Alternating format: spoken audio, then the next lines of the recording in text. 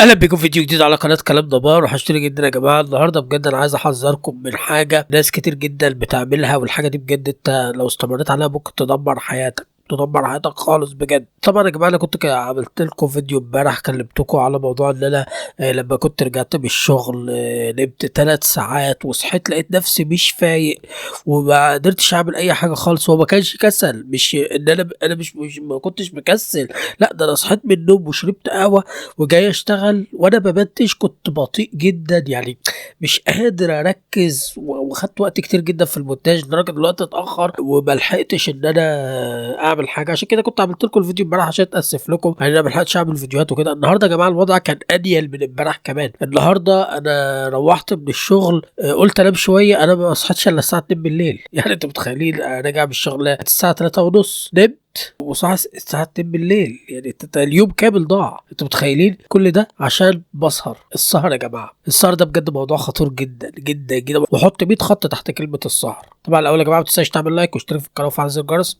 طيب في ناس بتصيع على الحياة زي حالاتي كده. هو طبعا الطبيعي ان الانسان المفروض ينام بالليل ويصحى بالنهار يشوف بقى اشغاله واموره وكده، تمام. ففي ناس تيجي تعمل ايه؟ يعني مثلا طبيعي الانسان مثلا ينام بالكتير واحده اتنين ولا حاجه عشان يبقى في المعقول وكده. انا لاحظت يا جماعه حاجه، لغايه واحده اتنين يعني بتعرف تنام بالليل عادي. ولو عدت الساعه 2 ودخلنا بقى في 2 ونص و3 والحوارات دي، بتلاقي ان انت اصلا من الصعب ان انت تنام. ده اللي انا لاحظته عن تجربه، يعني الكلام ده في ناس بقى بتصيع على الحياه. تعمل ايه؟ يقول لك ايه، انا بدل ما انام الساعه 1 واصحى مثلا الساعه 7 او كده، لا انا هنام مثلا الساعه 4، وطالما انا نمت متاخر 3 ساعات هصحى 3 ساعات متاخر الصبح وخلاص الساعه 10. او واحد يقول لك انا هنام الساعه 5 واصحى يعني الساعه 12، هي هسهر لي 3 ساعات بالليل واقوم ايه ازودهم في النوم بالنهار وخلاص. لا يا حبيبي، انت كده بتصيع. دي مش زي دي خالص. نوم النهار غير نوم الليل خالص يا جماعه، والكلام ده عن تجربه. انا كل اللي حاصل ده اليومين المتشقلبين دول والدنيا بايظه ومش عارف اعمل حاجه، كل ده بسبب ان انا بقالي يومين بنام الساعه 4 وعشان عندي شغل الصبح فبصحى الساعه 7. نوم قليل جدا نوم النهار ما يعوضش نوم الليل. ليه يا جماعه؟ جوده النوم بالنهار قليله. انت لما بتنام بالليل بيبقى فيه هدوء، سبحان الله، تحس كده الساعة البيولوجية للإنسان متظبطة على الليل، بقى فيه هدوء فبتنام بعمق. ولما بتيجي تصحى بتبقى فايق. انت جيت الوقت ايه؟ في يوم سهرت للساعة 5، تمام. لما بتيجي تنام تاني يوم ممكن تلاقي نفسك بدون ما تدري تلاقي اليوم كله راح وتلاقي نفسك صاحي تاني يوم بالليل.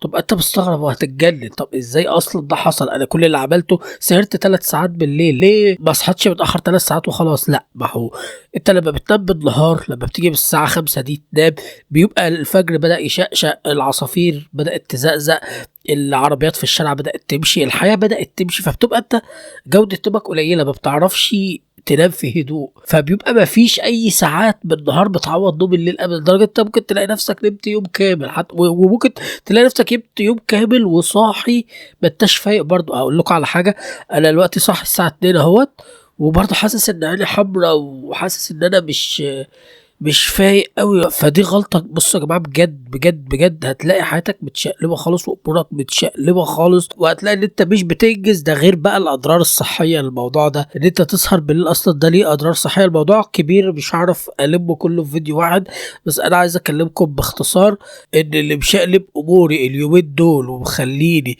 مش عارف اخلص اللي ورايا هو السهر بالليل. عشان كده انا حتى الفيديو ده يا دوبك بعمله وهخش انام على طول، رغم ان المشكله ان ممكن ما يجيليش نوم. طب دي بقى المشكله ان انا دلوقتي بعد المده الكبيره اللي انا نمتها ديت انا ممكن ما يجيليش نوم اصلا وافضل سهران للصبح، وبالتالي اروح الشغل مش فايق وارجع عايز انام. هنام وانا سهران بالليل هيحصل نفس الموضوع تاني، برضك اليوم هيضيع. بجد بجد بجد بجد حاول ما تسهرش خالص بالليل، نام بالليل في ميعادك. واحدة تنام بالكتير، يا ريت ما توصلش للساعة 2 اصلا. بجد ربنا يكون في عون الناس اللي بيبقى عندها بوانادي وشغل بالليل. مفيش حاجة ابدا تعوض نوم الليل، سبحان الله. هو كده يعني مفيش. والموضوع ده انا جربته كتير. وحاجة غريبة ان فعلا لو الساعة عدت 2 ونص او عامة من بعد 2 بحس اصلا ان النوم بيبقى صعب. انت بتبقى قاعد في السرير كده مش عارف تنعس. هو سبحان الله، يعني تحس ان انت بعد الساعة 2 فعلا بقى النوم صعب. فحاول اصلا ان انت ما توصلش للساعه 2، 1:30 بكتير انك تكون في السرير. بس كده يا جدعان، حبيت اديلكم نصيحه لان بجد انا بقالي يومين اموري كلها متلخبطه بسبب ان انا بسهر. مجرد بس عشان سهرت ساعتين ضيعت يومين، انت متخيل؟ لا، اوعى اوعى تسهر، اوعى تسهر بالليل حتى لو واوعى خد بالك لو عندك امتحانات، عشان انتوا الايام دي في امتحانات. ما تسهرش، ذاكر كويس ونام بدري، ما تسهرش جامد عشان تقعد تراجع وبتاع، وانت ممكن تضيع الدنيا خالص، ممكن ما تفتكرش حاجه خالص في الامتحان لو عملت. اوعى تنام بالليل متاخر قوي وتصحى بدري، عشان ممكن تنسى المعلومات اللي انت مذاكرها. اوعى. بس كده يعني، يا رب يكون الفيديو عجبكم. سلام.